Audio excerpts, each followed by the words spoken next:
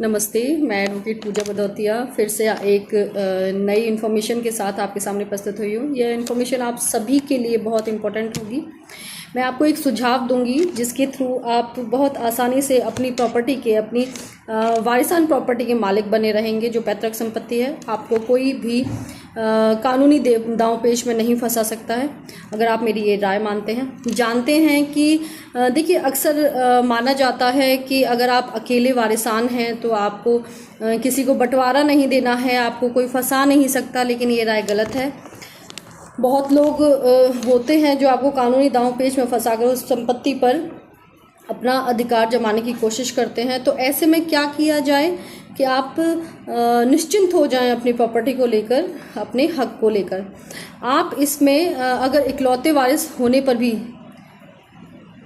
आप कर सकते हैं, वसीयत करवा सकते हैं अपने नाम पे अपने पिता से, या जो भी आपके एंसेस्ट्रल हैं जिनके थ्रू आपको प्रॉपर्टी मिलेगी विरासत में, उस पर।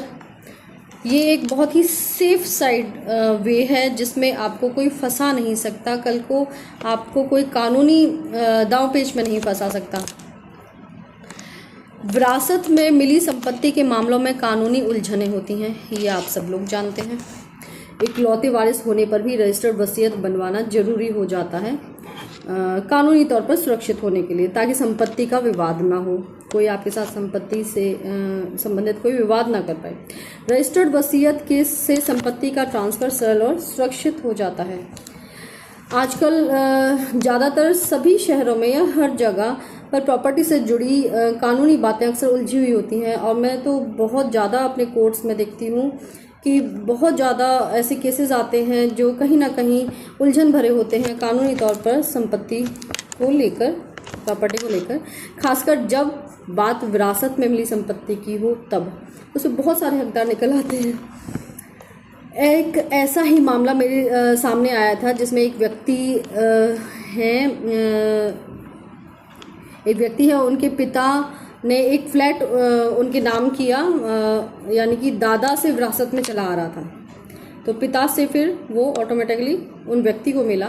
अब वो फ्लैट उनके पास ही है, उनके नाम पर है, और उनका एक ही बेटा है। सवाल ये उठता है कि क्या इकलौता वारिस होने के बावजूद रजिस्टर्ड वसीयत बनवानी जरूरी है? नहीं बनवाएंगे तो इकलौते वारिस के एंसेस्ट्रल प्रॉपर्टी के लिए बहुत सारे वारिसान निकल आते हैं। इकलौता वारिस होना काफ़ी नहीं है।